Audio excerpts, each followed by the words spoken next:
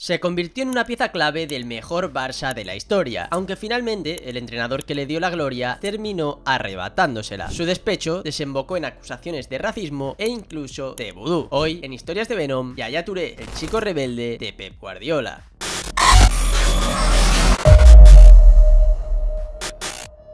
La historia de Yaya Touré tiene tintes de superación y éxito, pero también de momentos realmente complicados y un enemigo común: Pep Guardiola. Ambos alcanzaron la gloria, pero su relación era realmente mala, hasta el punto de que el centrocampista costamarfileño no dudó en poner al entrenador catalán en el punto de mira siempre que tuvo la ocasión. No obstante, vayamos por partes, dado que al exjugador del Barça le salpican muchas polémicas. Tras formarse en la academia Abidjan y debutar en la primera división de Costa de Marfil con el Mimosas, Yaya Touré daba inmediatamente el salto al fútbol europeo. Concretamente, serían Bélgica y el Beveren su primer destino. Su aventura en ese equipo duró tan solo un año, puesto que inmediatamente prosiguió con un periplo internacional que le llevó a enfundarse las camisetas del Metalurg Donetsk ucraniano, el Olympiacos griego y finalmente el Mónaco. Fue en el conjunto del Principado donde Yaya Touré empezó a tener problemas con los entrenadores. Laszlo Boloni, que ocupaba por aquel entonces el banquillo monegasco, apenas contó con el jugador africano, quien había llegado al equipo después de dejar muy buenas sensaciones en el fútbol griego. Nadie sabía muy bien por qué Yaya Touré se convirtió en un calientabanquillos habitual. De hecho, esta duda fue creciendo después de ver cómo con la llegada de Laurent Vanide su rol cambió totalmente. Touré se convirtió en una pieza clave para el nuevo míster y terminó siendo uno de los mejores futbolistas de la plantilla. Esta situación llamó mucho la atención del Barça, que no dudó en pagar 9 millones de euros por el jugador en el verano del año 2007. De este modo, Yaya Touré aterrizaba en uno de los clubes más potentes de Europa, afrontando el gran reto de su carrera hasta ese momento. Afortunadamente, entró con buen pie en el equipo y Rijkaard confió en él desde prácticamente el inicio. A Yaya Touré no le importó retrasar su posición para ejercer un rol más defensivo en el centro del campo, ejerciendo como pivote. Al igual que tampoco quiso someterse a una operación por culpa de una hernia discal. Él solo deseaba ayudar al Barça y jugó muchos partidos infiltrado para poder combatir el dolor y rendir a un buen nivel. Finalmente, pese a que los culés no ganaron ningún título ese año, Yaya Touré brilló con luz propia y demostró que reunía todos los requisitos para ser importante en un equipo de tal magnitud. Pero Rijkaard se fue y su relevo en el banquillo lo cogería Pep Guardiola. Este cambio provocó que la situación del jugador de Costa de Marfil diera un giro inesperado. Al principio parecía no haber ninguna discrepancia entre el técnico catalán y Touré. De hecho, Guardiola siguió manteniéndole en el once titular junto a Xavi e Iniesta, y el centrocampista africano ofreció la que posiblemente sea la mejor versión de toda su carrera. Además, ambos, técnico y jugador, ayudaron al Barça a completar la mejor temporada de su historia, ganando un histórico triplete con un fútbol absolutamente arrollador. Pero las cosas empezaron a complicarse para Touré en el momento en el que Guardiola dejó de darle continuidad para apostar por un joven del filial llamado Sergio Busquets, que acabaría haciéndose con un puesto en el primer equipo. De nuevo, el de Costa de Marfil empezaba a chupar banquillo y optó por no continuar más en el Barça y poner rumbo al proyecto emergente del Manchester City. Años más tarde, él mismo reconocería que si no hubiera sido por Busquets, no se habría ido del Barça. En Inglaterra, Touré quiso demostrar que era uno de los mejores futbolistas en su posición y realmente lo logró. Se convirtió en un puntal para Mancini primero y para Pellegrini después. Pasó a ser ese jugador total y la combinación perfecta entre potencia, corte y finalización. Tenía enamorada a su afición y a la Premier League, pero cuando era más feliz volvió a toparse con Pep Guardiola. Pep firmó por el City y el protagonismo de Yaya Touré bajó. Sus minutos fueron disminuyendo a medida que la tensión y los problemas con el entrenador aumentaban. Fíjate hasta qué punto fue así, que hubo declaraciones muy duras por parte del centrocampista y de su representante prácticamente desde el primer momento que coincidió con Pep. Para que te hagas una idea de cómo estaba el asunto, Guardiola decidió dejar fuera a Yaya Touré de la lista definitiva de futbolistas seleccionables para jugar la fase final de la Champions. Eso fue a inicios de la temporada 2016-2017, lo que provocó que Dimitri Seluk, agente del jugador, saltara públicamente